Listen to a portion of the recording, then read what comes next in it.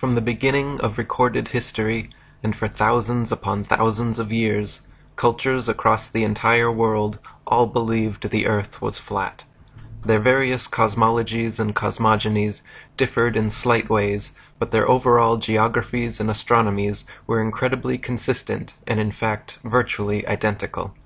The earth was a stationary plane, void of any motion or curvature, flat across its entire expanse, except of course for hills, mountains, and valleys. The North Pole was the magnetic monopole center point of the flat Earth, with Polaris, the North Pole star, situated directly above. Polaris was the only motionless star in the heavens, with all the other constellations revolving perfect circles over the Earth every night. The stars were divided into two categories, known as the fixed stars and the wandering stars. The fixed stars were so called because they were observed then, as we can observe today, to stay fixed in their constellation patterns, night after night, year after year, century after century, never changing their relative positions. The wandering stars, what are today referred to as planets, were so called because they were observed then, as we can observe today, to wander the heavens, taking their own unique spirograph-like patterns, making both forward and retrograde motions over and around the Earth during their cycles. The sun and moon were both of equal size, and they too revolved over and around the motionless Earth, as immortalized in the Chinese yin-yang symbol. The sun and moon were much closer to Earth than supposed nowadays, and each shined with their own unique opposite lights, the sun's being warm, golden, drying, preservative, and antiseptic, and the moon's light being cold, silver, damp, putrefying, and septic. The sun and moon, as though connected to a magnetic maypole, made alternating spiral journeys over and around the Earth every year. The sun began its journey at the Tropic of Capricorn at the winter solstice, where it made its fastest and largest circle over the Earth. For the next 3 months, every day the sun slightly narrowed its path and slowed its speed until by the spring equinox the sun had spiraled its way from the Tropic of Capricorn to the equator. Then for the next 3 months, again every day, the sun continued to slightly narrow its path and slow its speed until the summer solstice, when the sun made its smallest, slowest circle around the Tropic of Cancer. Once the sun reached this innermost circle, like the ribbons and dancers around the maypole, the sun would then begin its opposing, widening, quickening journey back to the Tropic of Capricorn. For the next 3 months, every day the sun slightly widened its path and hastened its speed until the autumnal equinox, the sun had spiraled its way from the Tropic of Cancer back to the equator. Then for the next 3 months again, every day the sun continued to slightly widen its path and hasten its speed until the winter solstice, when the sun made its largest, fastest circle around the Tropic of Capricorn, and the annual journey began again. The moon had a similar yearly path revolving over and around the Earth, but unlike the sun, which constantly changed its speed to keep a consistent 24-hour day, the moon's speed never changed. So depending on its latitude, the moon was observed then, as we can observe today, to take approximately 24.7 to 25 hours per cycle. This is why at different times and places during each month we can see the moon in the morning, afternoon, or night. This is also the origin of old fairy tales such as The Hare and the Hedgehog, or The Tortoise and the Hare. The hare, like the sun, begins the annual race full of energy, excitement, and ego, declaring himself the definite winner, and gets off to an immediate head start.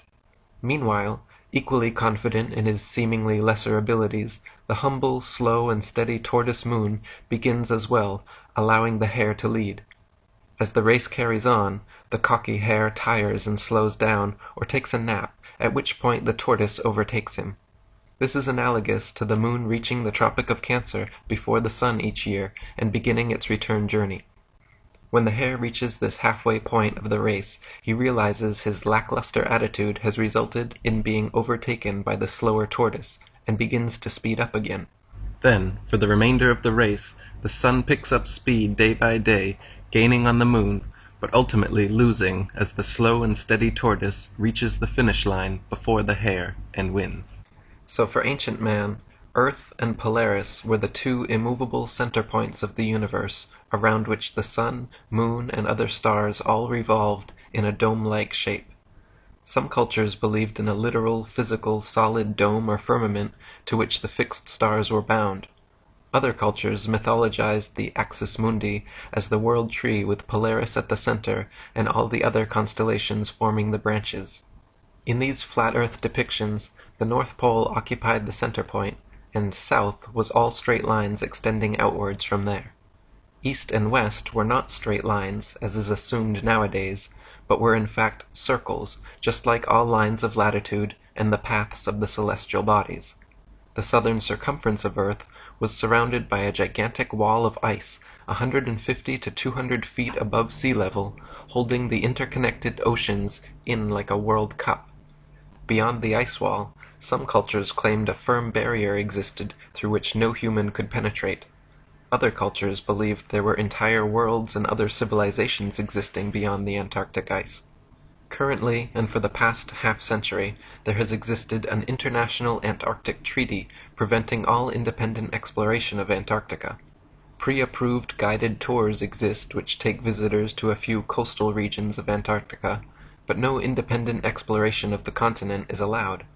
Sailors like Jarl Andhoy have been caught attempting to explore Antarctica and threatened, turned around at gunpoint, fined, and jailed for violating this militarily enforced international treaty.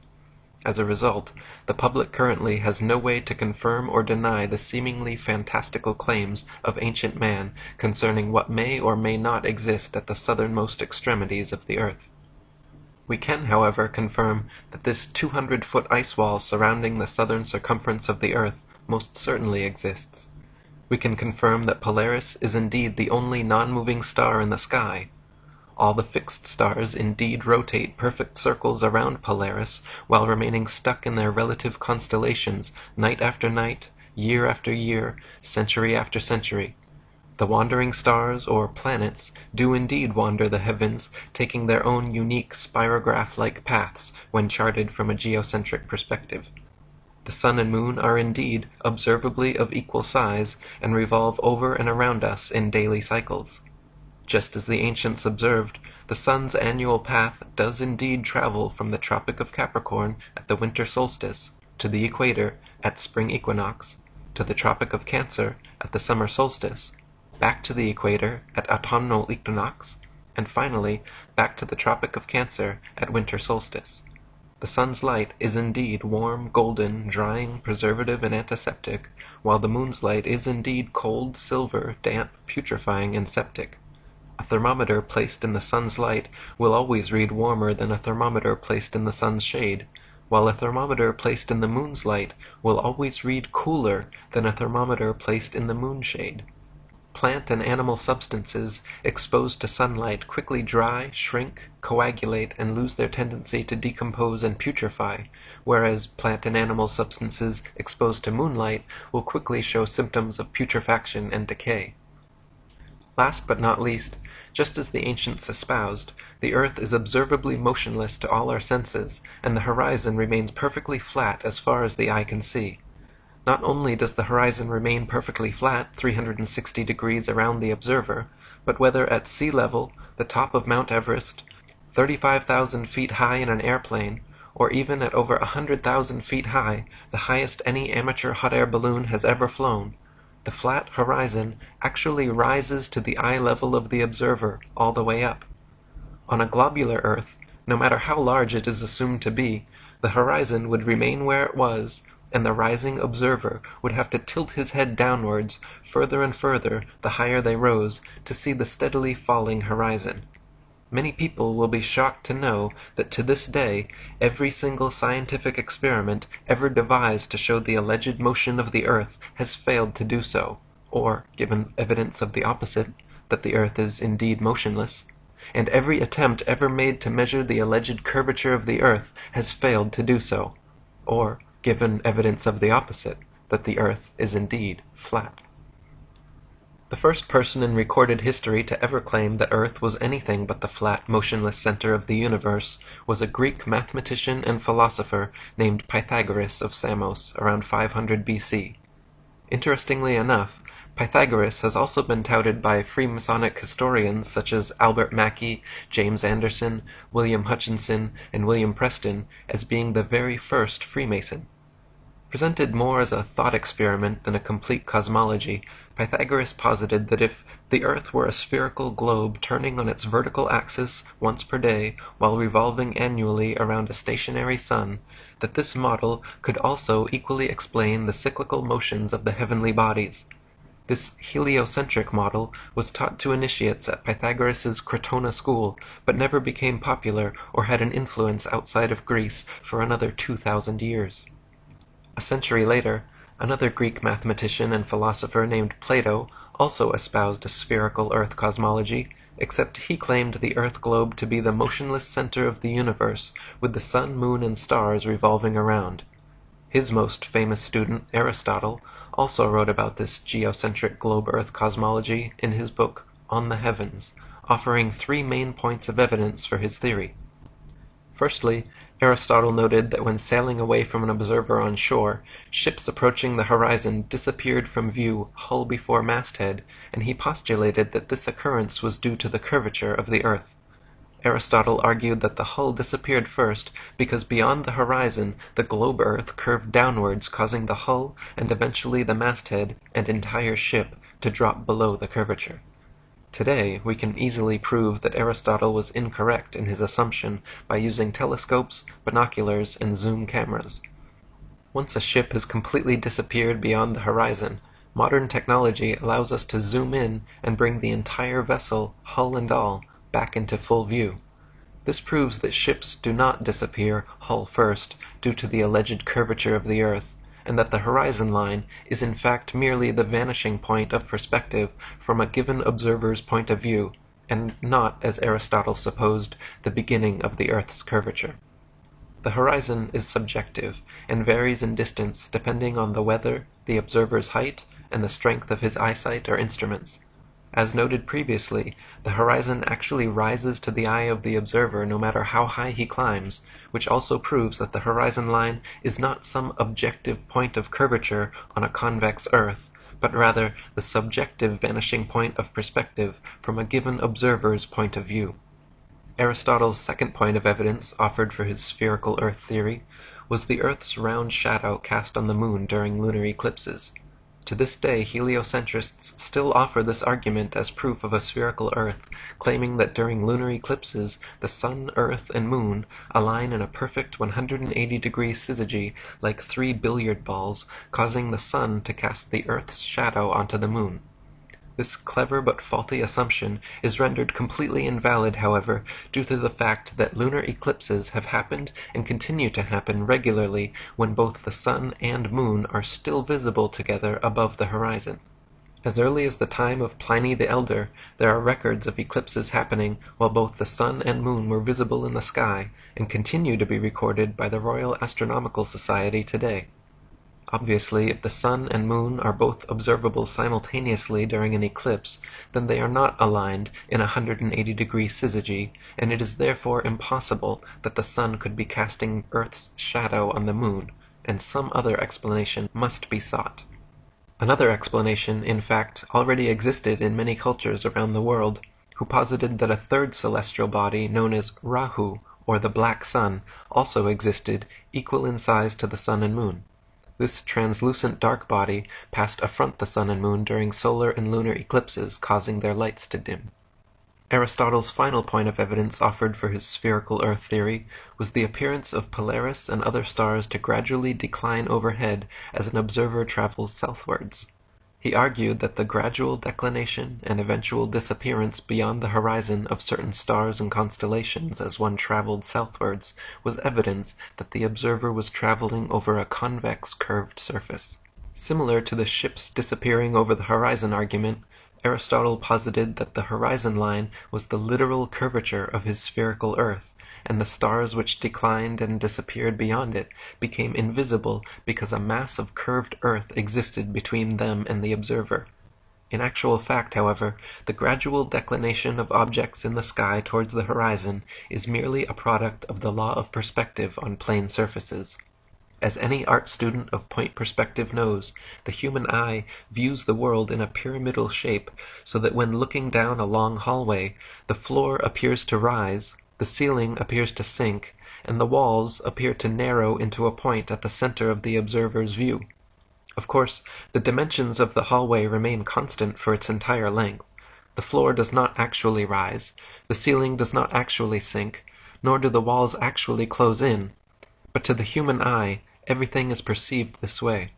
Similarly, when the sun, moon, airplanes, or clouds appear to sink towards the horizon as they move away from us, they are not actually losing altitude and slowly approaching sea level.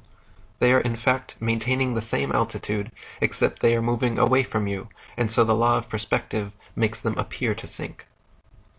A century after Aristotle, around 250 BC, yet another Greek mathematician and philosopher named Eratosthenes made his claim to fame with a new alleged proof of the spherical earth. Eratosthenes noted that at noon during the summer solstice at Syene, the sun cast no shadow and the rays could reach straight to the bottom of his well, yet meanwhile in Alexandria, a vertically standing metal rod cast a significant shadow.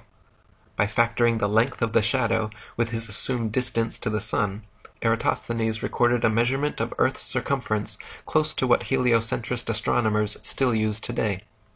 The fact of the matter is, however, that Eratosthenes' calculations were made assuming the sun to be millions of miles away, so that its rays would fall perfectly parallel even in points as divergent as Syene and Alexandria. This faulty premise led to his faulty conclusion, which was eventually exposed upon the invention of the nautical sextant.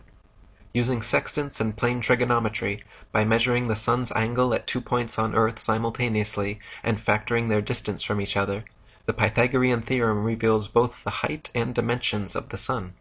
Using this method, the sun and moon have repeatedly been calculated to be approximately 32 miles in diameter, 3,000 miles from the surface of the Earth. High-altitude balloon footage has also filmed lighting hotspots on clouds, proving the sun to be local and acting as a spotlight, and not a burning ball of gas millions of miles away, as supposed by heliocentrists. After Eratosthenes, the globe Earth theory completely disappeared from philosophical thought and recorded history for almost 2 millennia.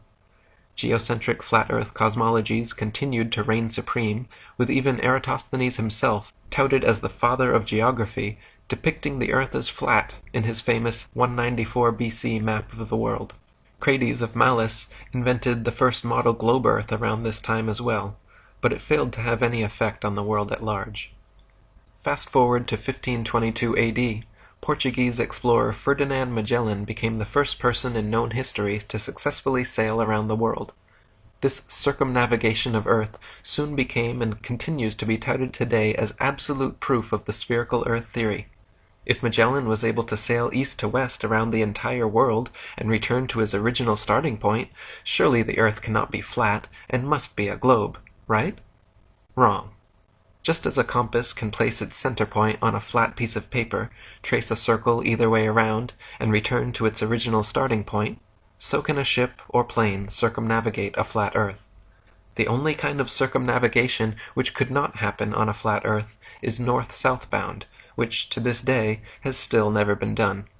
Both the North Pole and Antarctica are military-enforced no-fly and no-sail zones due to restrictions originating from none other than the United Nations, the same United Nations that haughtily uses a flat Earth map in their official logo and flag. In 1543, just days before his death, Freemason and Jesuit Nicholas Copernicus published his book On the Revolutions of the Celestial Spheres, which revived the old heliocentric cosmology of Pythagoras and began the so-called Copernican revolution away from a flat geocentric model and towards a global heliocentric model. Since his book claimed Earth to be a tilting, wobbling, spinning sphere revolving at breakneck speeds around a stationary sun, it was initially met with due incredulity. Copernicus always countered this by claiming his theories were merely hypotheses and shouldn't be considered truth. In his book he even wrote, quote, "The Pythagorean teaching was founded upon hypothesis, and it is not necessary that the hypothesis should be true, or even probable. The hypothesis of the movement of the Earth is only one which is useful to explain phenomena, but it should not be considered as an absolute truth. Contemporaries of Copernicus, such as Danish astronomer Tycho Brahe, famously argued against his heliocentric model, positing that if the Earth revolved in an orbit around the Sun, the change in relative position of the stars after 6 months of orbital motion could not fail to be seen. Brahe wrote that the stars should seem to separate as we approach and come together as we recede. In actual fact, however, after millions of miles of supposed orbit around the Sun, not a single inch of parallax could be detected in the stars. As even Wikipedia notes, quote, "The lack of any observable parallax was considered a fatal flaw in any non-geocentric theory." Copernicus's answer to this obvious problem was simple. He moved the stars so ridiculously far away from the Earth that even after millions of miles of supposed orbit around the Sun, no appreciable parallax could be detected. Copernicus simply needed to claim that the stars were trillions upon trillions of miles away, so then, mathematically speaking, it would indeed be impossible to detect such slight parallax. Again, contemporaries of Copernicus argued against this convenient correction of his, arguing quite rightly that if the stars were trillions of miles away, then there is no way we could see them. Backpedaling once again, Copernicus claimed the reason we could still see stars trillions of miles away was because they were not mere tiny points of translucent light in the night sky, but that stars were in fact gigantic gas balls billions of times larger than our Sun. So first, Copernicus had to move the stars trillions of miles from Earth to explain away lack of parallax, and then he had to make the stars billions of times larger to account for why we should see them at all from such fantastical distances. Lastly, he offered very specific distances and mathematical equations to solidify his theory, claiming, for instance, that he had accurately calculated the Sun's distance from Earth to be exactly 3,391,200 miles. At the turn of the 17th century, Tycho Brahe, under the patronage of Emperor Rudolf II, began construction of the largest, most state-of-the-art astronomical observatory ever built. Upon hearing this, German astronomer and Freemason Johannes Kepler was determined to apprentice under Brahe. Even though Kepler championed Copernicus's widely disputed heliocentric globe-Earth theory, Brahe begrudgingly accepted Kepler as his apprentice based on his merit as an astute astronomer and mathematician. Brahe allowed Kepler access to the observatory, but guarded his data and findings from him completely, which frustrated and angered Kepler to the point of eventually culminating in a heated argument between the two of them, resulting in Brahe kicking Kepler out. After much amends and apologizing, a year later, Brahe finally forgave Kepler and accepted him back as apprentice. This time, however, Kepler was not content with his role as mere apprentice and soon proposed and secured a commissioned position on Brahe and Emperor Rudolph's new project, the Rudolphine Astronomical Tables. Less than a month later, Tycho Brahe mysteriously dropped dead, and Johannes Kepler was given access to all of Brahe's coveted data, free rein of the observatory, and became Emperor Rudolph's new official astronomer. Abundant circumstantial evidence and obvious motive have long fed speculation that Kepler actually murdered Brahe. Brahe was only 54 years old and in fine health when suddenly he became deathly ill and passed away. His official cause of death was reported as a bladder infection, but subsequent autopsies of his body revealed toxic quantities of mercury present on his mustache hairs, which has led many researchers to conclude he was poisoned. The 2004 book Heavenly Intrigue suggested that Kepler had indeed murdered Brahe to gain access to his data. Kepler himself never denied this, and he actually wrote, quote, "I confess that when Tycho died, I quickly took advantage of the absence or lack of circumspection of the heirs by taking the observations under my care, or perhaps usurping them."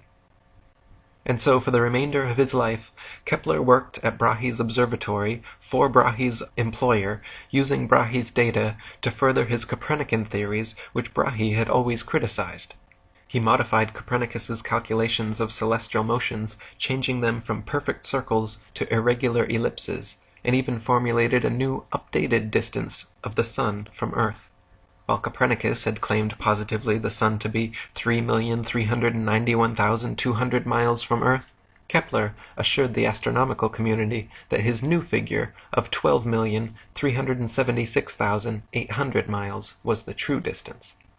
A few years later, in 1608, the first telescope was invented, and by 1609, the next champion of Copernicism, Italian astronomer, Freemason, and probable Jesuit Galileo Galilei, had purchased and built several of them. Galileo improved upon the telescope's design, boosting the zoom capabilities from the original 3 times up to 30 times magnification, and in 1610 made the most important alleged discovery of his career. With his 30-time zoom telescope, Galileo claimed to have seen what he described as, quote, 3 fixed stars, totally invisible by their smallness, all close to Jupiter and lying on a straight line through it.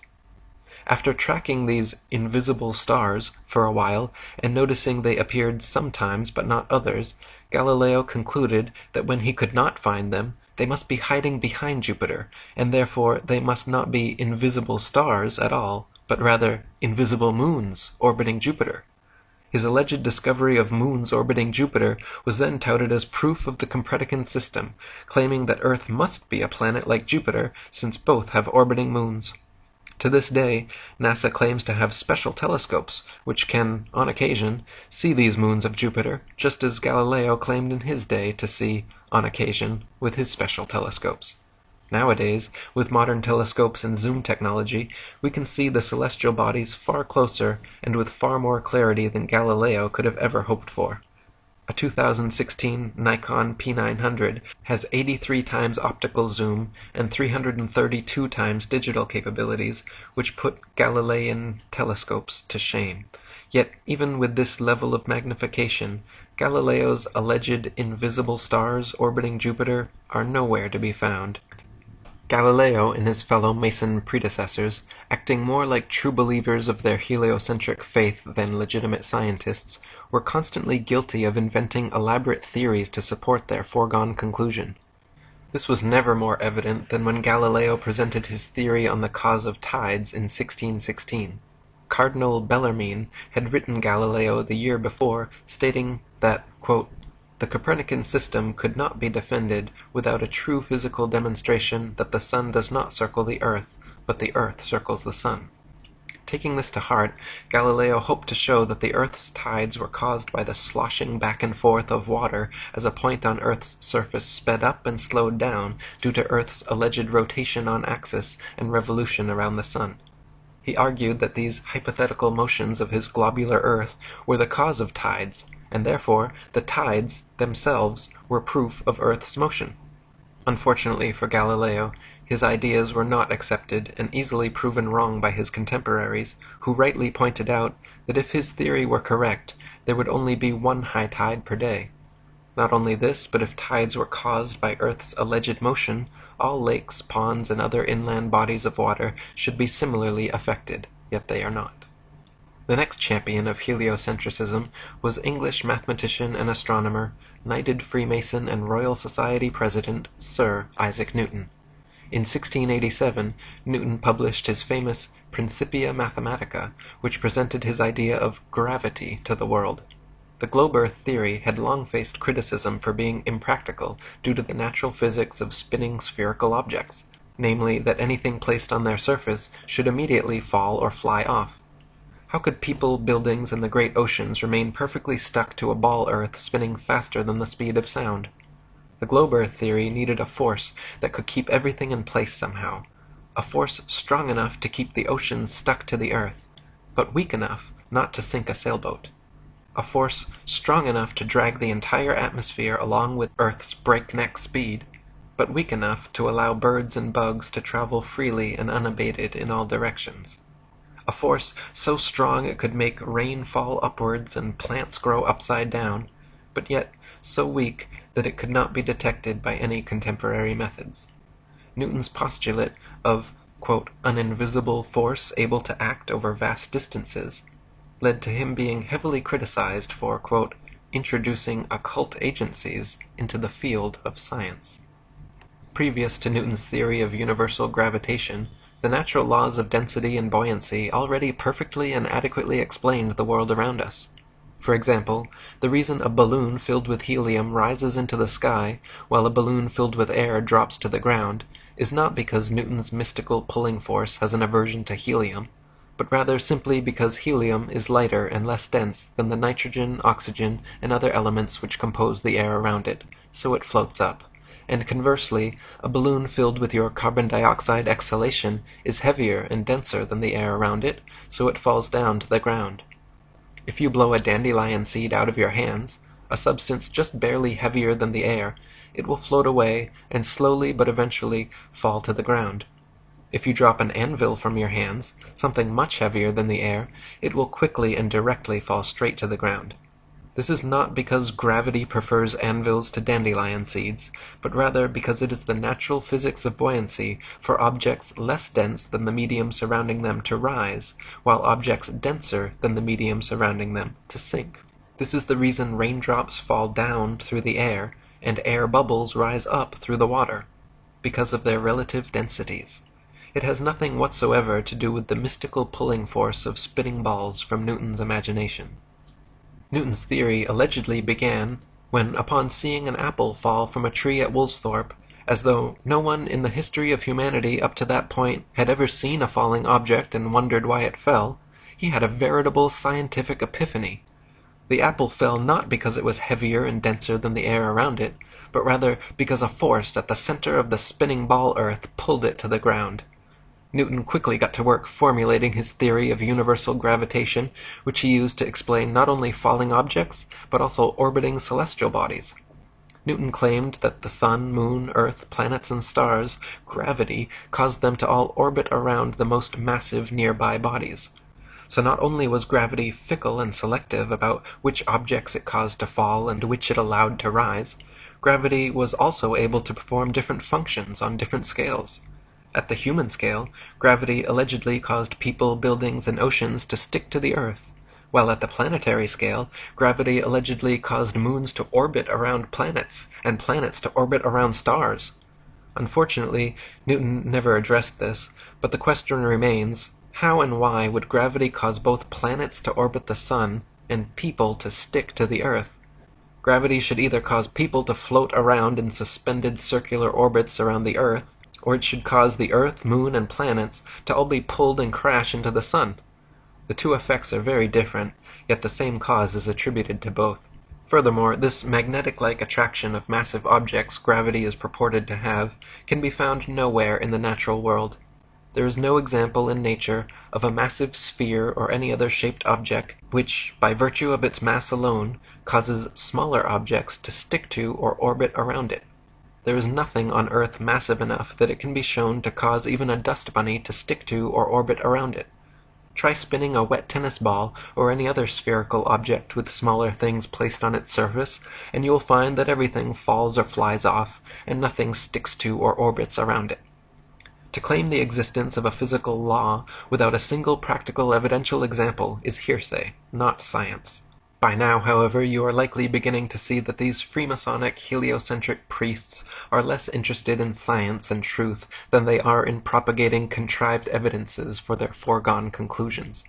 In like manner, as Copernicus had claimed positively the sun to be 3,391,200 miles away, and Kepler had calculated it to be positively 12,376,800 miles away, Newton was quoted as remarking, "It matters not whether we reckon it 28 or 54 million miles distant, for either would do just as well." It appears he was correct, because the alleged distance to the heliocentrist's sun has continued to increase by the millions until today, where we stand with NASA's current official figure of 93 million miles. In 1773, Captain Cook became the first modern explorer known to have breached the Antarctic Circle and reached the ice barrier.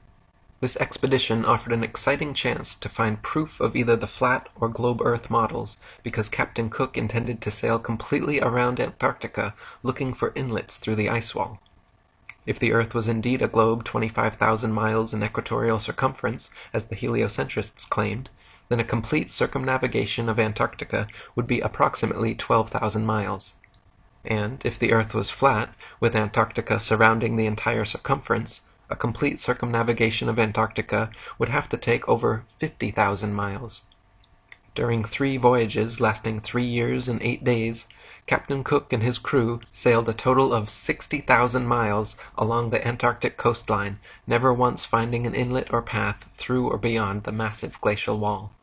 Captain Cook wrote, "The ice extended east and west far beyond the reach of our sight, while the southern half of the ocean was illuminated by rays of light which were reflected from the ice to a considerable height." Later voyages by Captain James Clark Ross and Captain George Nares in the 19th century further confirmed Cook's findings.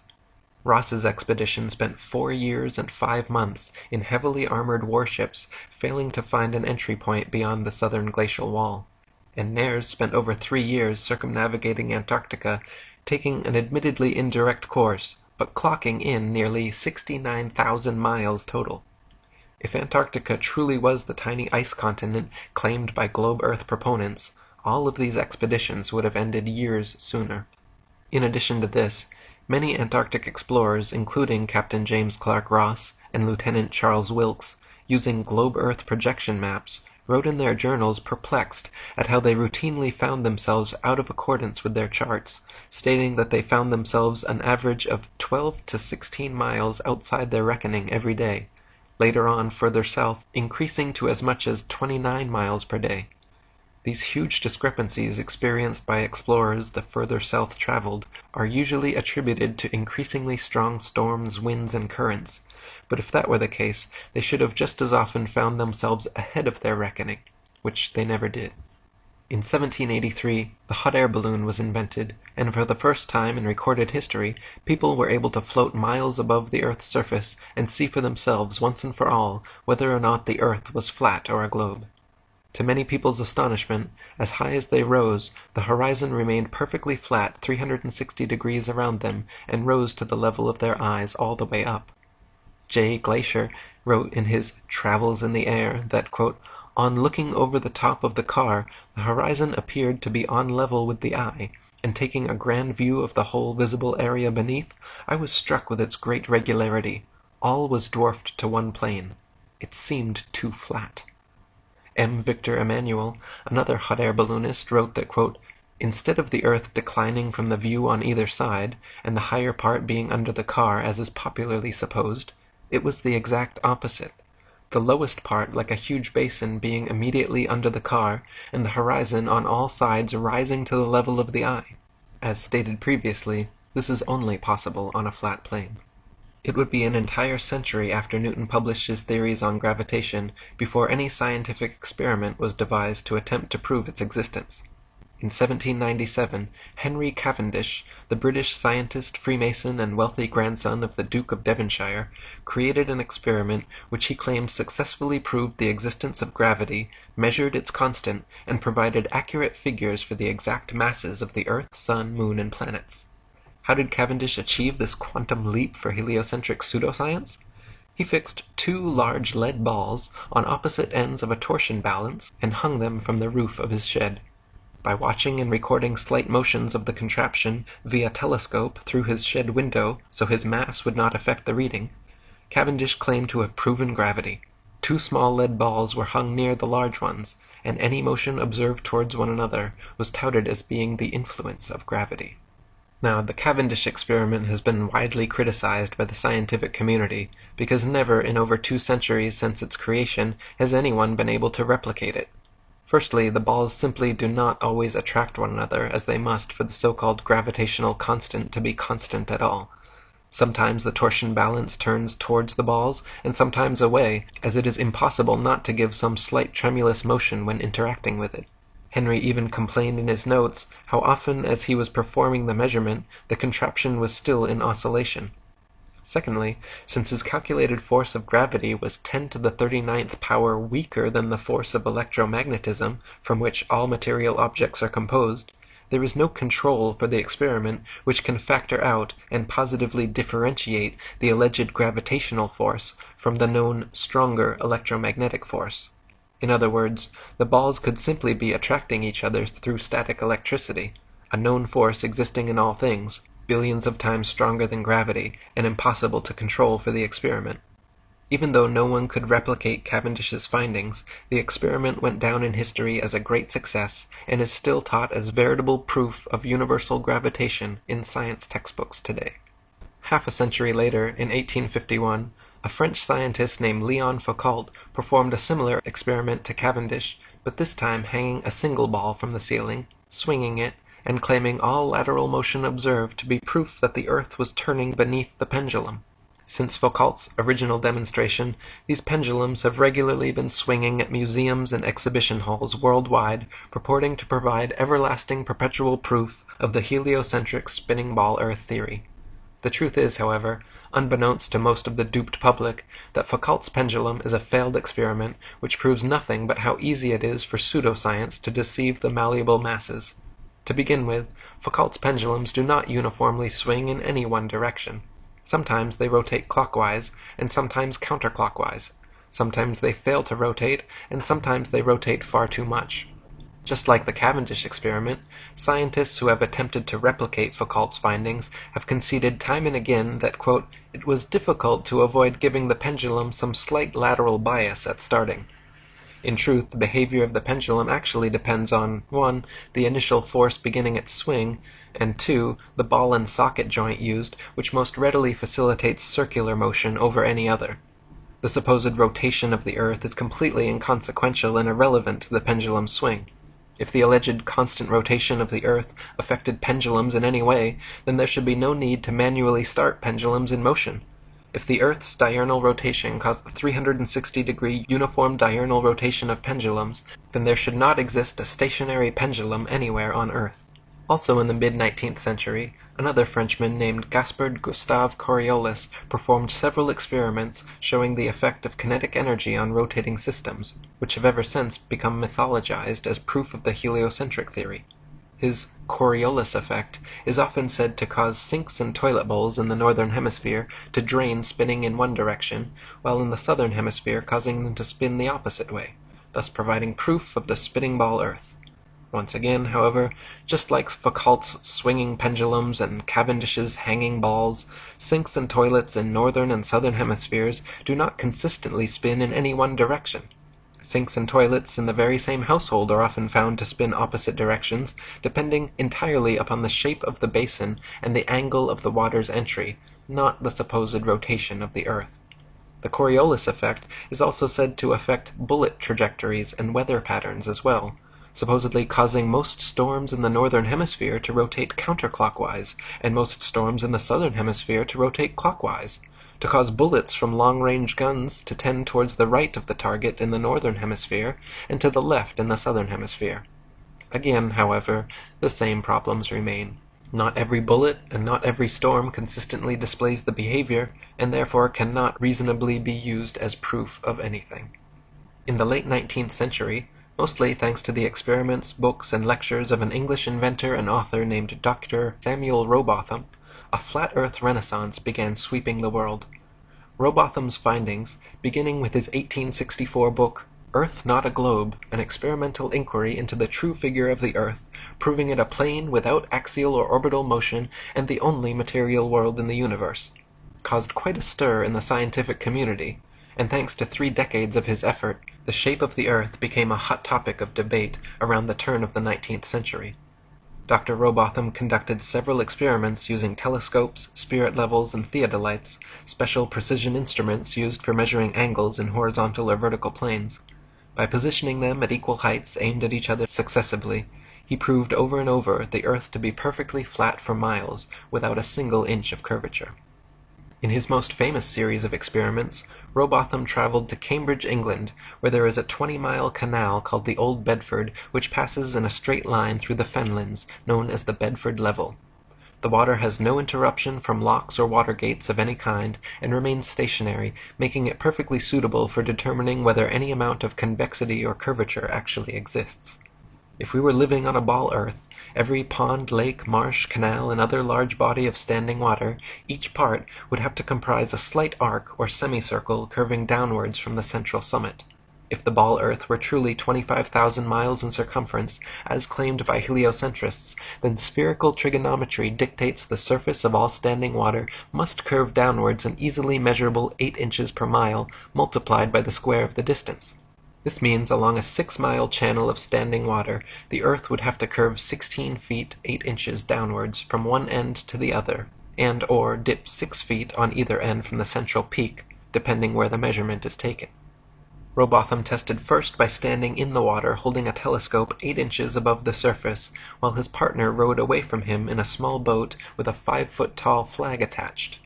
If the Earth was indeed a globe 25,000 miles in circumference, by the time the boat reached Welney Bridge 6 miles away, the entire boat and flag should have been completely invisible, hidden behind a 6-foot-tall mass of curved water. In reality, however, every time tested, the entire boat and flag remained visible from start to finish. In a second experiment, Dr. Rowbotham placed 7 flags along the edge of the water, each 1 mile distant from the next, with their tops positioned 5 feet above the surface, and stood with his telescope behind the first. If the Earth was a globe 25,000 miles in circumference, each successive flag would have to decline a definite and determined amount below the last. The first and second flags established the line of sight.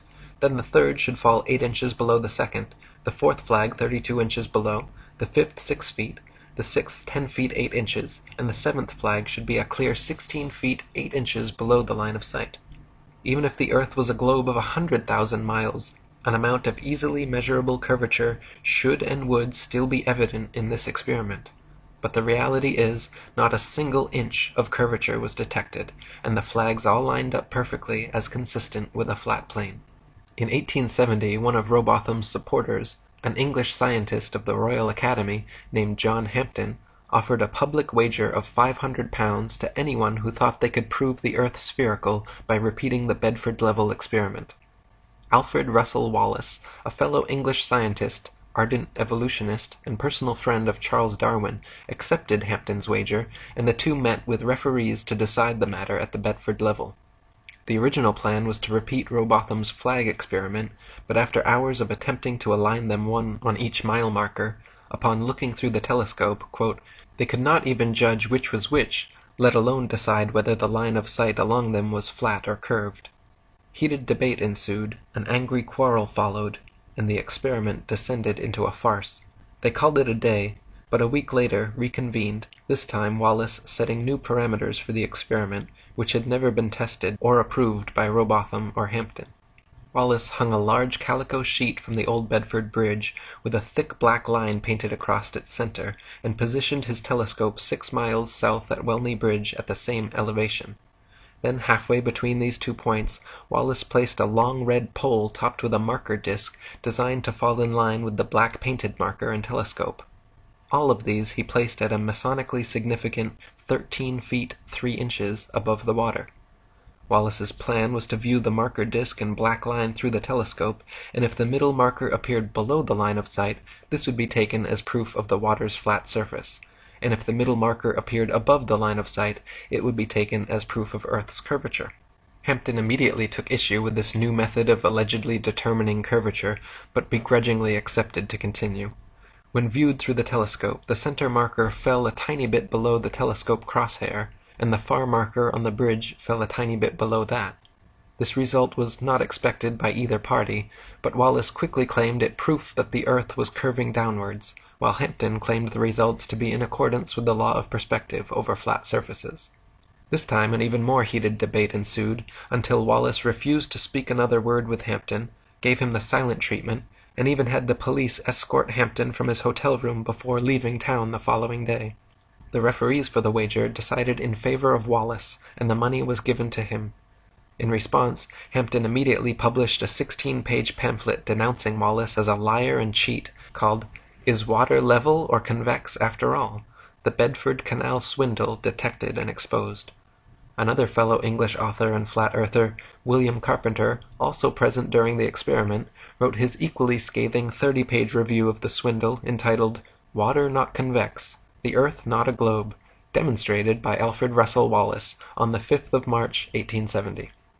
Hampden later took Wallace to trial and sued him for his £500. The court formally decided in favor of Hampden that the bet was invalid and returned his money in full. Next, Hampden immediately reissued his challenge to Wallace, increasing the wager to £1,000 and inviting Dr. Rowbotham to attend. This time the experiment would be conducted as Rowbotham had originally done, standing in the water with telescope held 8 inches above the water, observing a boat with a 5-foot flag attached sailing 6 miles away from Welch's Dam to Welney Bridge. When the day of the wager came, poor weather prevented them from completing the experiment, so they postponed, met more bad weather, and postponed again. On their third and final attempt, before heading home with the weather still overcast, they attempted the experiment. Unfortunately, shortly after reaching the halfway point, the boat became indistinguishable beyond the haze, and the bet was called off. The boat and flag were visible, however, for the entire 3 miles.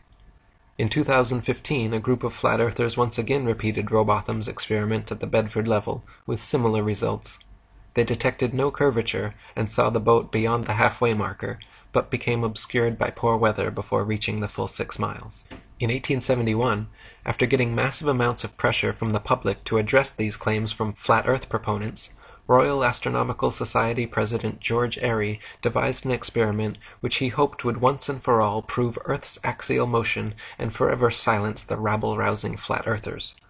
By first filling a telescope with water to slow down the speed of light inside, then calculating the tilt necessary to get the starlight directly down the tube, Airy planned to measure the speed of the telescope, and thereby the speed of the Earth, by extrapolating the amount of tilt needed to keep the starlight coming in straight. The experiment, however, would go down in history and forever be known as Airy's failure, because every time he repeated it, Airy found the starlight was already coming in the correct angle with no change necessary, proving that the stars move relative to a stationary Earth and not the other way around. Airy had meant to prove the heliocentric theory, but instead devised an everlasting proof of the geocentric model. In 1887, American physicists Albert Michelson and Edward Morley performed an experiment to determine Earth's speed through space, or what was then called the ether. By passing light through 2 pathways, one in the direction of Earth's alleged motion and the other at right angles to it, the light traveling with the Earth should have taken longer to return than light traveling at right angles to it. To the surprise of Michelson, Morley, and the scientific establishment, however, no difference whatsoever was detected, even after repeating the experiment several times in different places. To attempt to patch up this glaring problem, the heliocentric establishment created the Fitzgerald-Lorentz contraction, which actually had the gall to claim that the light pathway going the same direction as the Earth became physically shorter during the experiment so that the time to return became equal to the other pathway. The implications of Michelson and Morley's experiment were so detrimental to the spinning globe Earth myth that they were forced to concoct this ludicrous backpedaling explanation, which even Arthur Miller denounced, calling it a physics of desperation. After Samuel Rowbotham's death, Lady Elizabeth Blunt, an English author, flat earther, vocal vegetarian, and anti-vivisectionist, founded the Universal Zetetic Society, which attracted thousands of members and published a journal called The Earth Not a Globe Review for several decades. Many other prominent flat earthers of the time also continued doing their best to spread the word. John Hampton continued publishing his own work and reprinted all of Samuel Rowbotham's material. In 1885, William Carpenter published his famous 100 Proofs Earth is Not a Globe. In 1892, Alexander Gleason released his New Standard Map of the World as It Is, which remains to this day one of the most accurate flat Earth maps ever created. He had hopes it would completely replace globes and Mercator maps the world over, but unfortunately his map's influence was short-lived. The next year, in 1893, Gleason published his flat Earth tome entitled Is the Bible from Heaven? Is the Earth a Globe? Does Modern Science and the Bible Agree? Which gave many flat Earth proofs and also explained his wonderful map. In 1899, the South African flat Earth author Thomas Winship published his excellent work, Zetetic Cosmogony, evidence that the world is not a rotating revolving globe, but a stationary plane circle.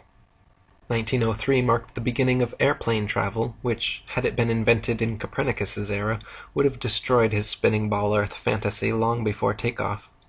When hot air balloons were first invented, people were told the reason they cannot simply float in the air and wait for the spinning ball Earth to bring their destinations to them was because gravity somehow stuck the entire atmosphere and everything in it in place, dragging it along at 1,000 miles per hour so uniformly that we can't see it, feel it, hear it, or measure it in any way. Once airplane technology evolved so that we could fly at comparable speeds to the Earth's supposed rotation, however, it became immediately apparent that the Earth and its atmosphere could not be constantly rotating 1,000 miles per hour west to east.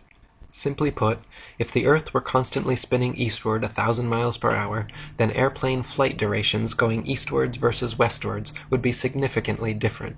If the average commercial airliner travels 500 miles per hour, it follows that westbound equatorial flights should reach their destination at approximately 3 times the speed as their eastbound return flights. In reality, however, the differences in east and westbound flight durations usually amount to a matter of minutes, and nothing near what would occur on a 1,000-mile-per-hour spinning ball Earth.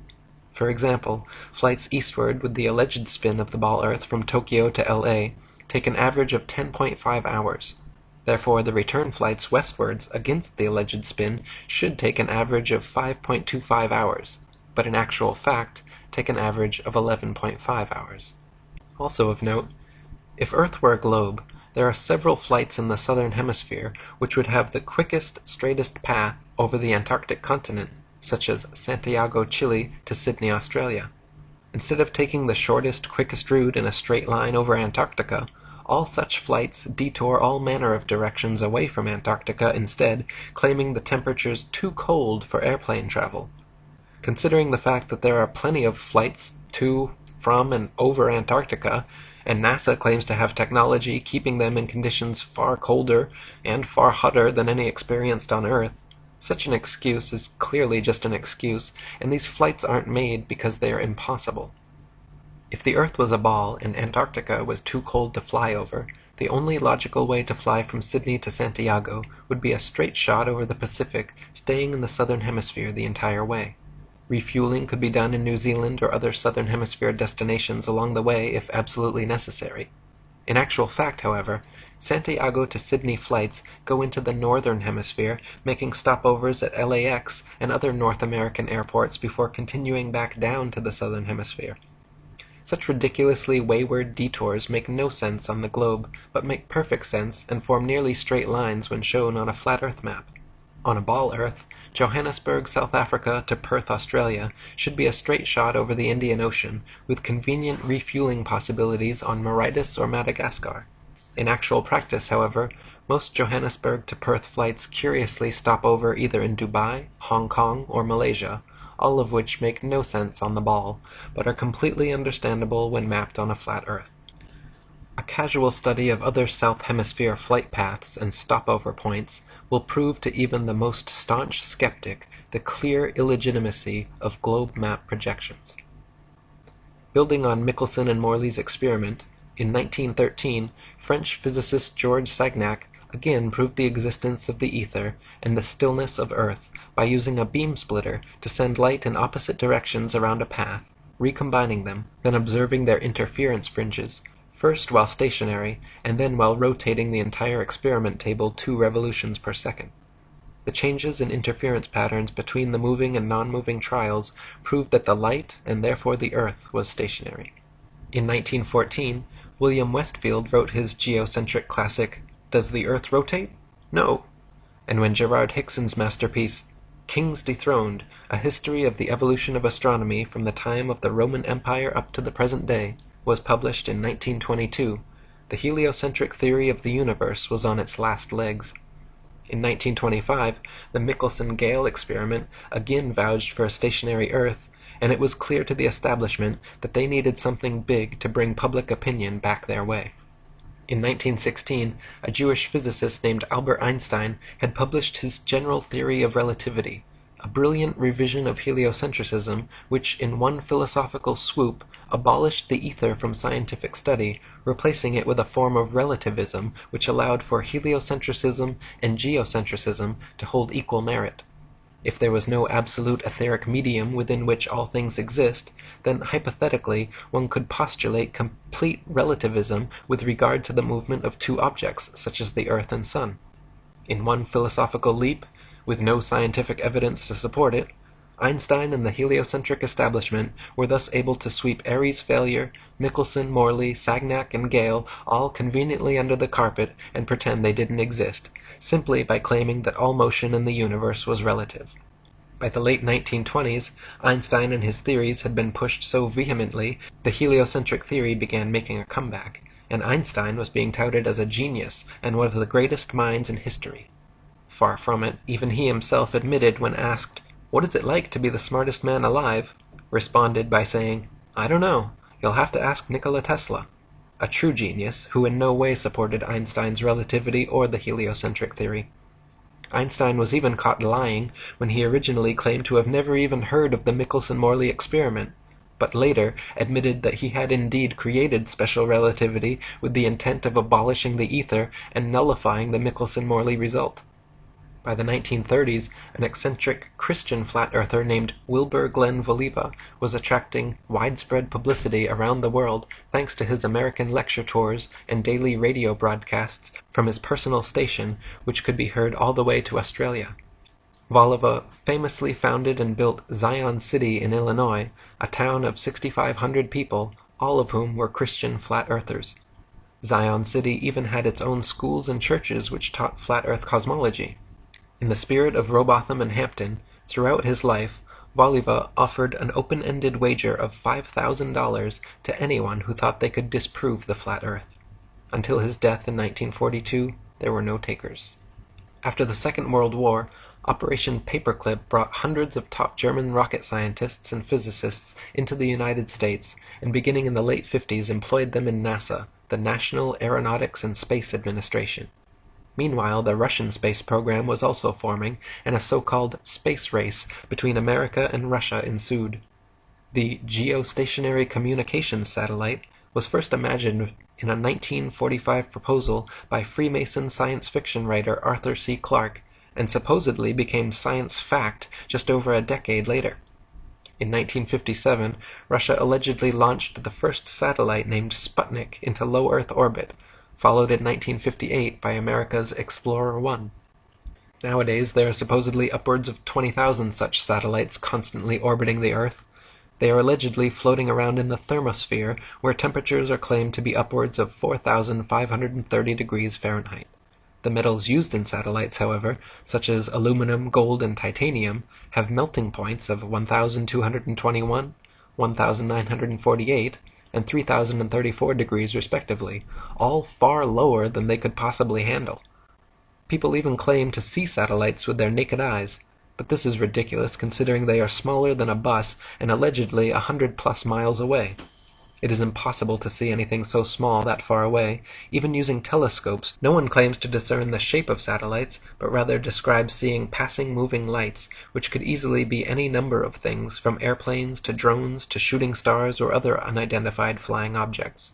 The fact that they are geostationary means they would not appear to move through the sky anyway, but rather be perpetually stuck in the exact same place all day every day. So-called satellite phones have been found to have reception problems in countries like Kazakhstan with very few cell phone towers. If the Earth were a ball with 20,000+ satellites surrounding, such blackouts should not regularly occur in any rural countryside and deep ocean areas. Also, satellite TV dishes, which existed for years before satellites were supposedly invented, are almost always positioned at a 45-degree angle towards the nearest ground-based repeater tower. If TV antenna were actually picking up signals from satellites 100+ miles in space, most TV dishes should be pointing more or less straight up to the sky.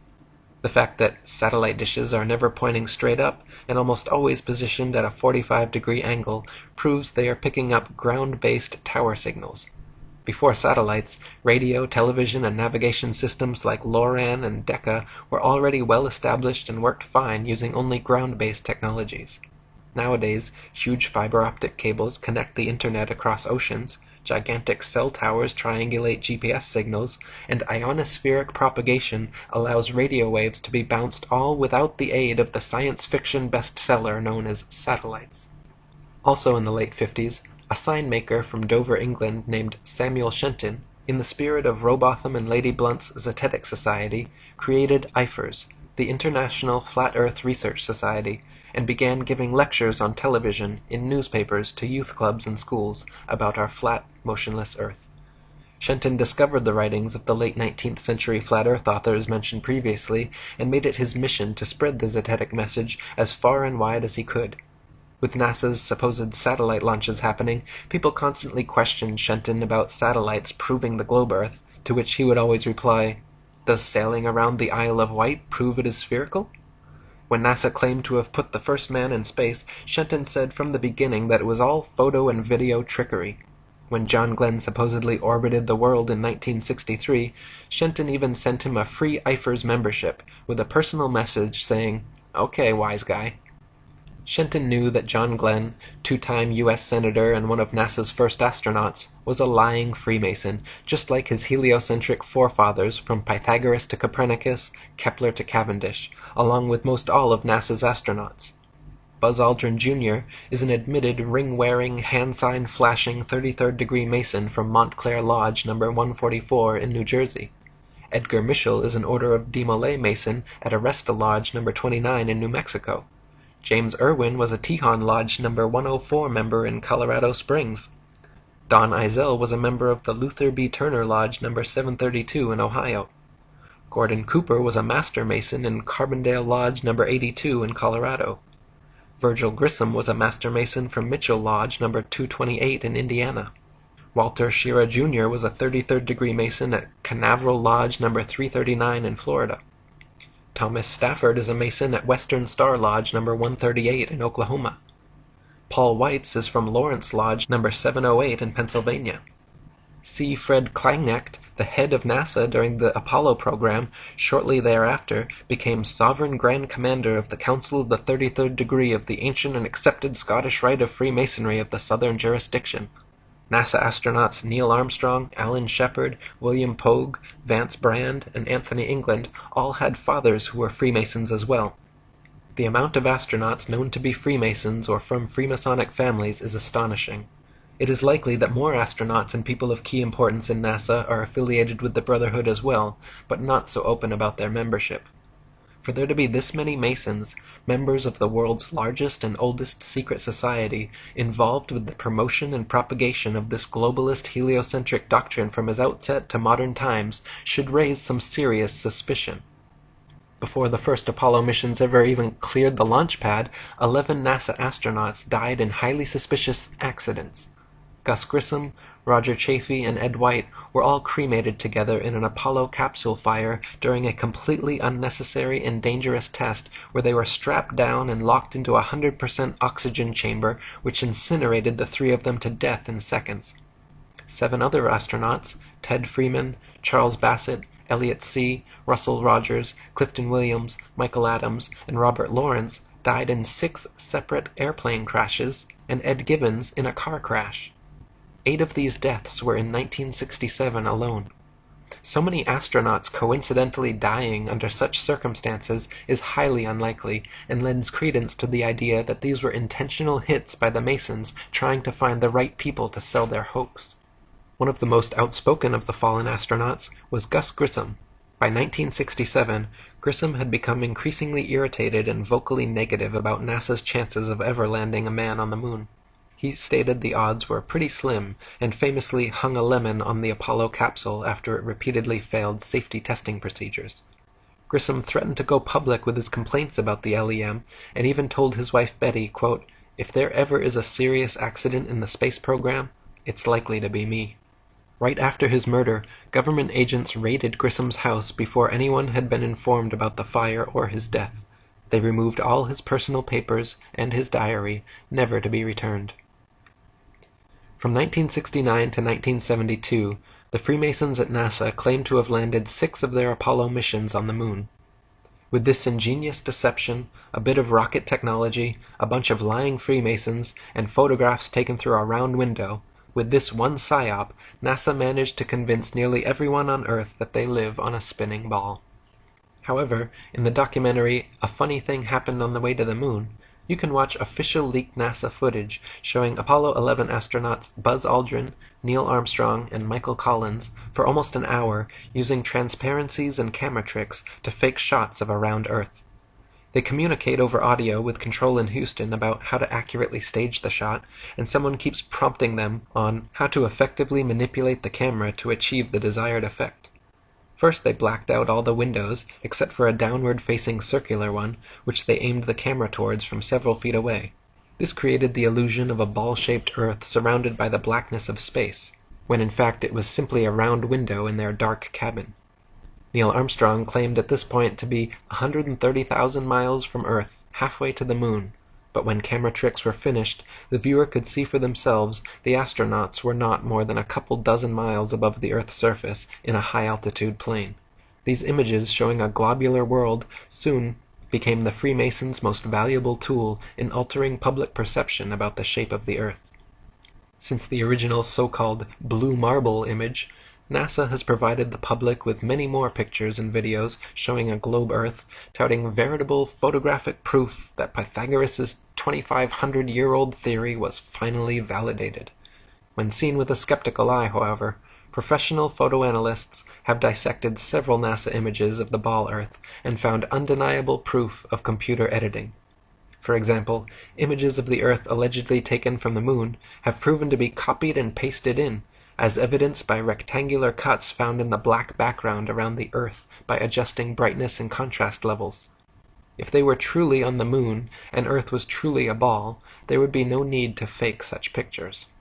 When NASA's images of the ball Earth are compared with one another, the coloration of the land and oceans and relative size of the continents are consistently so drastically different from one another as to prove beyond any reasonable doubt that the pictures are all fake.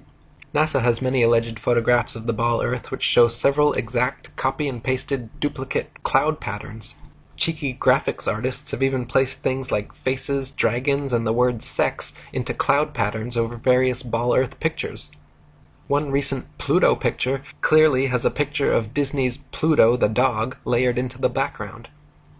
On a clear afternoon, during a waxing or waning moon cycle, it is possible to see the blue sky right through the moon.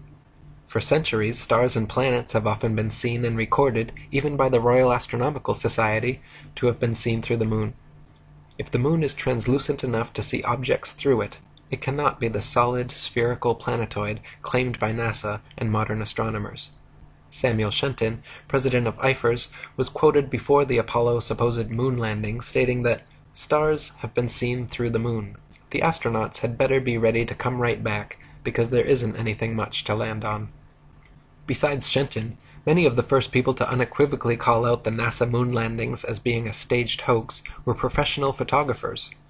When the official NASA photographs of the moon are closely examined, it is clear that many were taken inside a studio using repetitive backgrounds, artificial lighting, wires, and cranes. Award-winning British photographer David Percy, photo analyst and historian Jack White, photographer and Nexus magazine publisher Marcus Allen, and many others all put their professional reputations on the line to expose NASA's so-called photographic evidence. None of the Apollo missions brought any extra studio lighting with them on the lunar lander, so the sun should be the only light source on the moon, and in all pictures taken there. In that case, the light should only come from one direction, and all shadows should be cast in the opposite direction.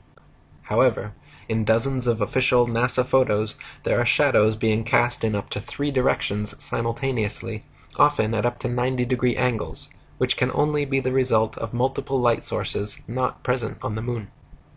Several pictures even show overhead spotlights reflecting in astronauts' helmets and multiple lens flares originating from 2 or more light sources.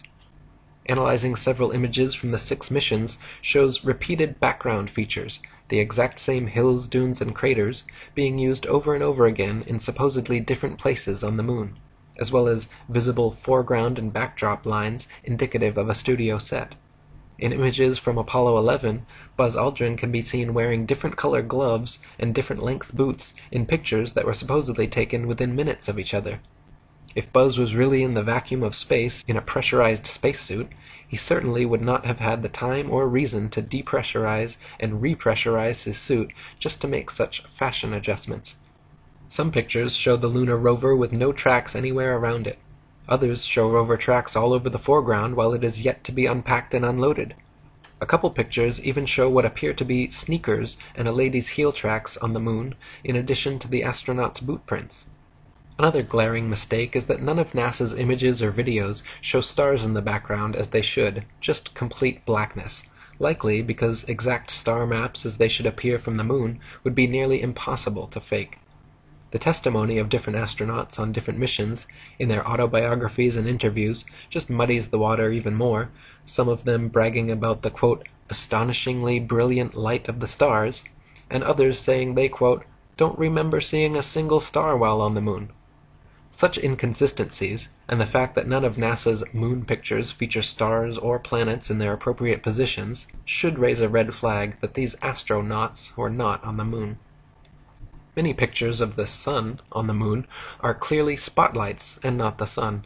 Some images show studio lighting lens flares or studio lighting reflecting off a black background.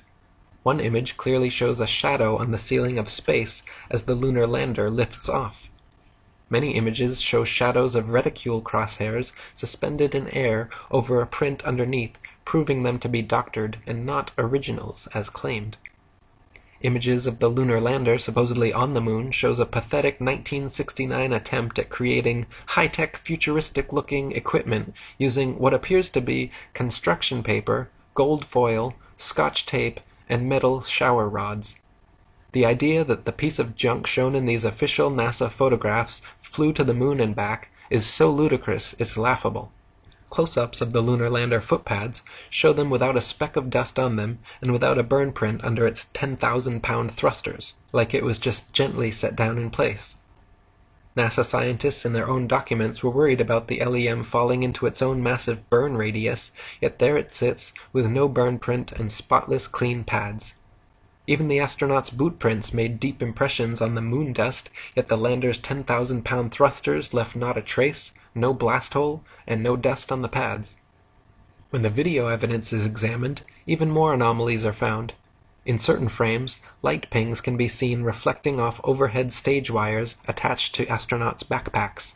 In one Apollo 16 clip, an astronaut falls to his knees and is quickly jerked back up to his feet by what can only be an unseen wire hoisting him straight upwards. One of the more obvious video anomalies is how several Apollo missions show American flags flapping around in the non-existent space wind. The moon is supposed to have no atmosphere, and so the flags should remain perfectly still, but can often be seen moving quite boisterously. Another interesting video anomaly is discovered by playing NASA's moon footage at 2x speed, then watching the astronauts walking, running, jumping, or cruising around on their little buggy. Without the speed adjustment, there is a low-gravity illusion, as the astronauts seem to float, drift, and glide slowly and smoothly along. But once they are seen at 2x speed, it becomes clear that they are in, quote, normal gravity, walking, running, jumping, and cruising at normal speeds. They simply reduced the play speed by 50% in post-production, and voila, instant moon motion. Not only is the Apollo video record fraught with fraud, but NASA claims the original Apollo 11 videos have conveniently disappeared from their records so no one can analyze them for authenticity. You heard correctly. They spent over $30 billion of American taxpayer money traveling to the moon and then lost the video evidence.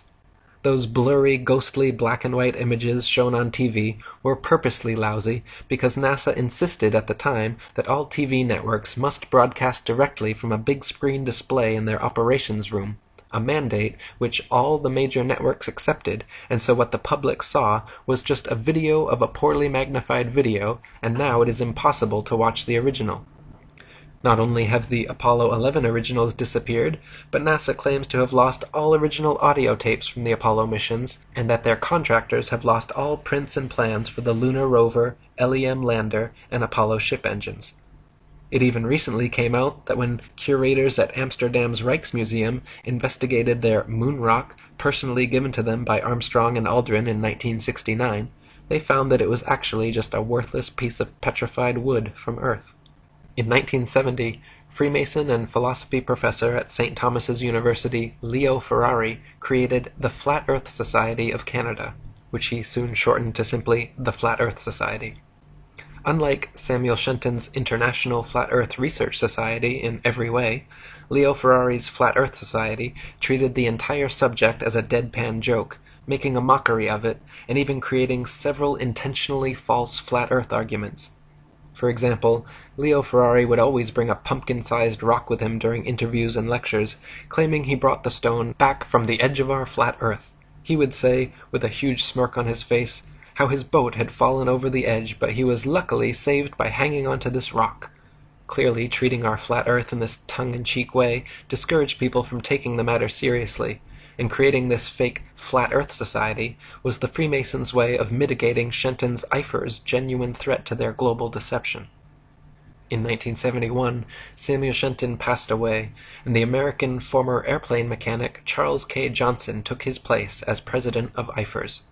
Charles and his wife Marjorie, like Lady Blunt and many of the original Zetetic Society members, were not only flat earthers, but outspoken vegetarians and anti-vivisectionists.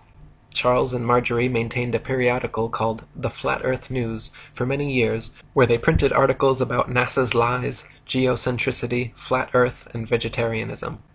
Unlike Leo Ferrari and his mock society spreading disinformation, Charles Johnson was a genuine voice speaking out against the evils of the world. In 1974, when Johnson heard of Ferrari's budding organization, he decided to contact him and wrote a cordial letter requesting further information about his society, to which Ferrari never replied.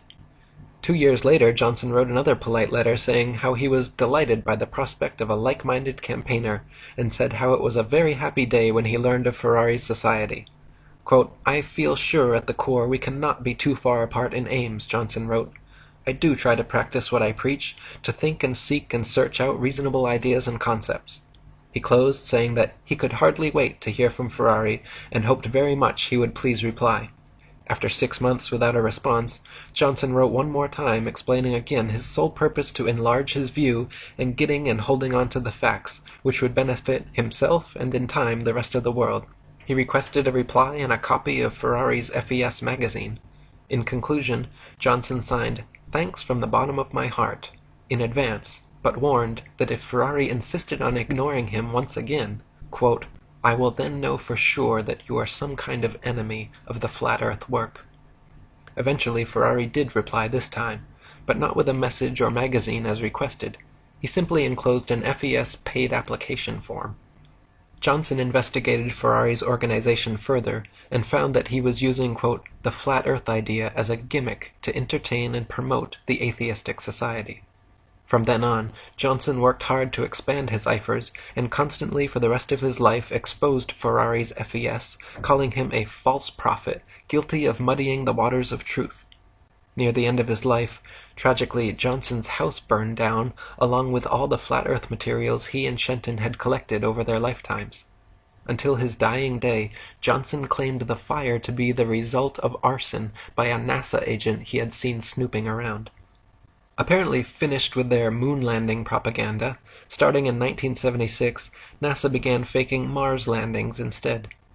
To begin with, the planets, formerly known as wandering stars, are not terrestrial Earth-like habitations capable of landing anything on.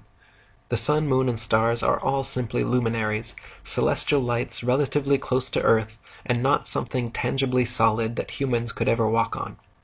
This is painfully obvious to anyone with functioning eyeballs and a telescope or Nikon P900 camera, but NASA continues to this day to publish thousands of fake CGI images claiming to come from Mars.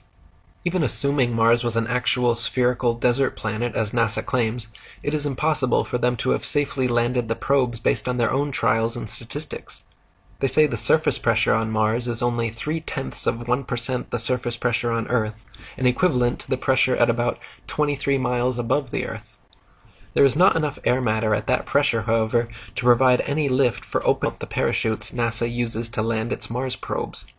No parachute ever devised has been able to successfully deploy at that altitude. They simply stream straight back, then never fill the rest of the way down.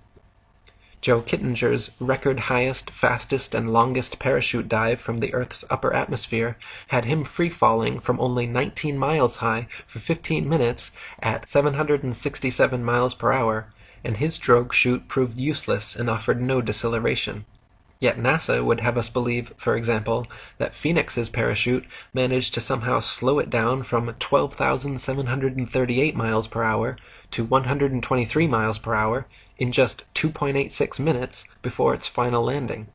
In other words, NASA is claiming to do something on Mars, millions of miles away, by remote control, something that we have no evidence is even possible on Earth at significantly lower altitude and 16 times slower speed.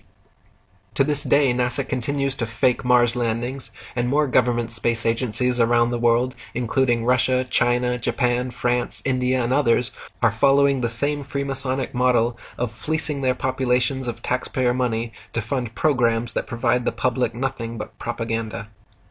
NASA and other space agencies' rocket launches never even go straight up. Every rocket forms a parabolic curve, peaks out, and inevitably starts falling back to Earth. The rockets which are declared successful are those few which don't explode or start falling too soon, but make it out of range of spectator view before crashing down into restricted waters and recovered. There is no magic altitude where rockets or anything else can simply go up, up, up, and then suddenly just start free-floating in space. This is all science fiction illusion created by wires, green screens, dark pools, some permed hair, and zero-G planes. In 1998, NASA claimed to have sent up their first piece of the ISS, International Space Station. They have been caught, however, time and again with air bubbles forming and floating off in their official outer space footage.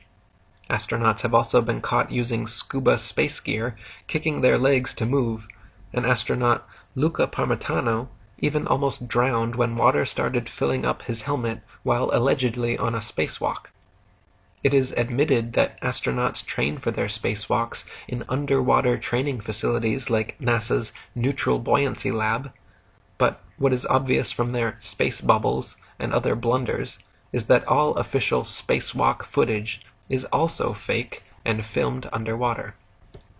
Analysis of many interior videos from the International Space Station have shown the use of camera tricks such as green screens, harnesses, and even wildly permed hair to achieve a zero-gravity type effect. Footage of astronauts seemingly floating in the zero gravity of their space station is indistinguishable from Vomit Comet zero-G airplane footage. By flying parabolic maneuvers, this zero-G floating effect can be achieved over and over again, then edited together.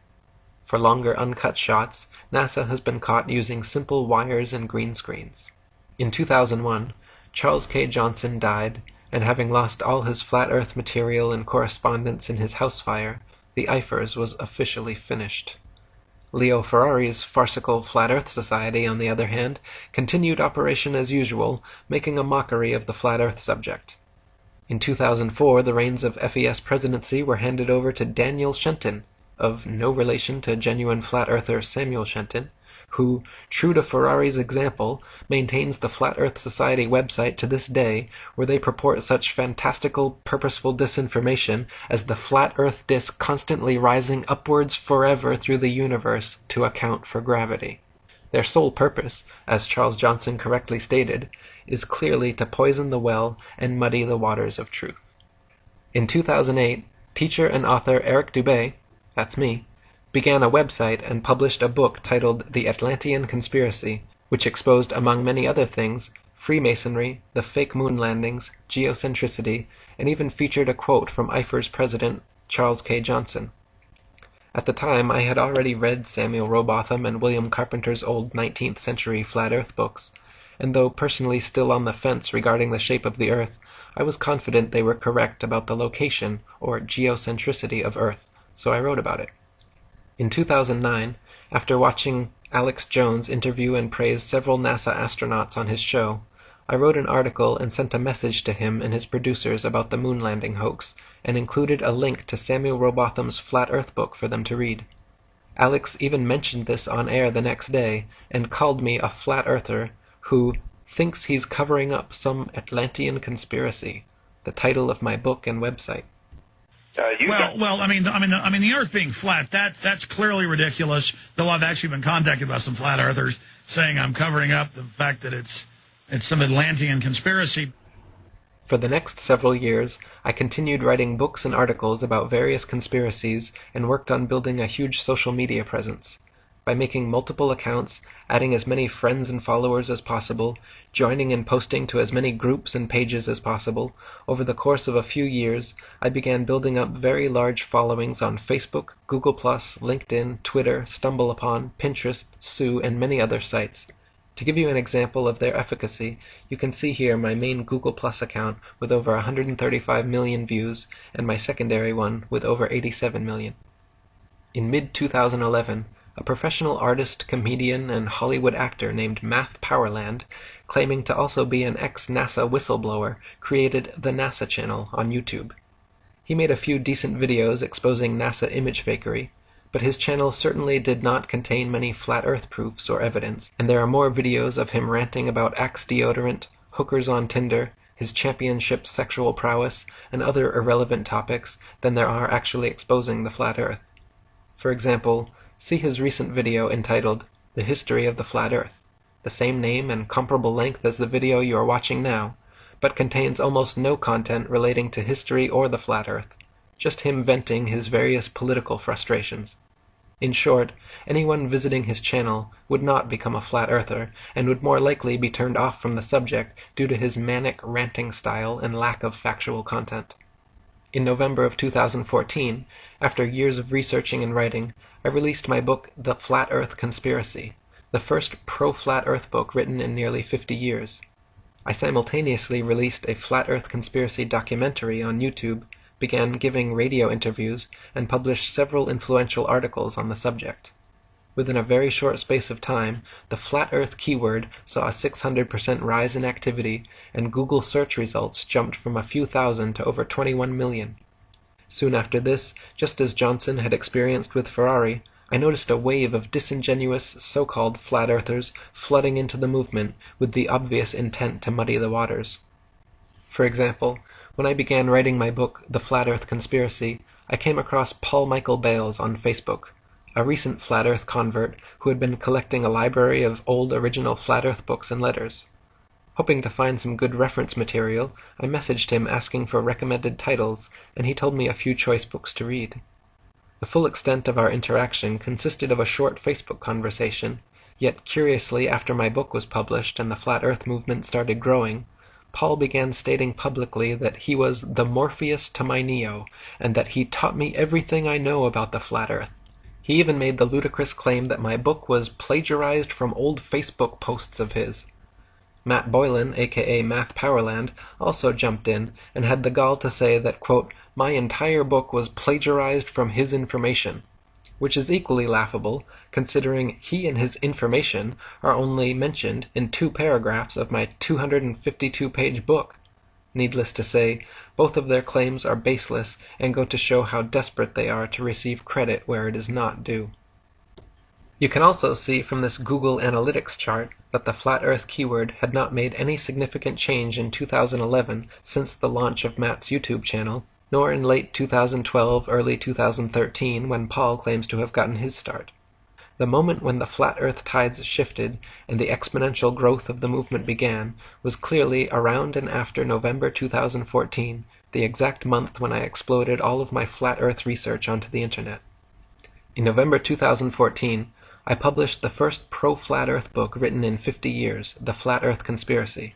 I also published several popular articles on the subject, uploaded the most popular flat earth conspiracy documentary on YouTube, began giving radio interviews, and soon restarted Charles Johnson's IFERS, the International Flat Earth Research Society, and published my most successful book ever, 200 Proofs Earth is Not a Spinning Ball, which has now been translated into 12 foreign languages and read by millions worldwide. These simultaneous actions, my intentional exploding of credible flat earth information onto the internet all at once, which I had been preparing for the entire year before, are undoubtedly the catalyst behind the exponential growth curve seen beginning here. Later on, around March 2015, recent flat earth convert Mark Sargent came out of nowhere, began uploading new flat earth videos every day, uploading new interviews several times per week, got offered his own radio show, started being heralded by many as the king of flat earth, and credited with starting the modern flat earth revival. At first I was glad to have him on board, until the cracks began to show and the clear disinformation campaign began. Mark claimed the moon and stars were holographic projections, maintained by alleged dome builders, who keep us inside a Truman Show enclosed structure, among much other nonsense. He even lied about me in several interviews, including one where he claimed that I promoted the idea of a constantly rising flat Earth to account for gravity, when in fact I constantly exposed this false concept as being disinformation. Mark was, and continues to be, the Leo Ferrari to my Charles Johnson. In fact, Mark has even bragged several times about being a card-carrying member of Ferrari's farcical organization. By New Year's Eve 2016, our new IFers had gained over 3,000 members and was receiving 50,000 hits monthly when it was suddenly and without warning or explanation deleted from the internet. As the administrators and myself quickly worked on salvaging our material and creating a new site, the obvious parallels to Johnson losing everything in his NASA agent-initiated house fire were noteworthy. Around the same time, 2 disingenuous Flat Earth channels issued 2 fraudulent copyright strikes against me, which I managed to overturn by filing legal counterclaims against them. YouTube itself began a program of regularly unsubscribing old subscribers of mine and lowering view counts of popular videos. Shortly after that, Facebook also decided to jump on the Eric Dubay censorship bandwagon by deleting my account, all my pages, and giving my Atlantean conspiracy group directly over to a team of Freemason shills who still administrate it to this day, filling the group with nothing but death threats to me, pictures of Masonic goats, and ridiculous belittling memes. After re-registering for new accounts and accumulating my friends lists again, Facebook has now deleted 2 more profiles, and I am currently on my 4th, still trying my best to spread the word. In 2016, the movement continued to grow, with many more genuine flat earthers taking up the reins and exposing the truth online, as well as many more disingenuous shills continuing to poison the well with misinformation. The new IFers began thriving with more monthly visitors than ever before. Many new Flat Earth YouTube channels began creating and mirroring excellent content. Now, at the turn of 2017, I am truly pleased with the rapid growth of this wonderful Flat Earth movement, and I encourage everyone to please help speak out, share this video, and spread the good word, as we look forward to a future where humanity is finally free from this grandest of all deceptions.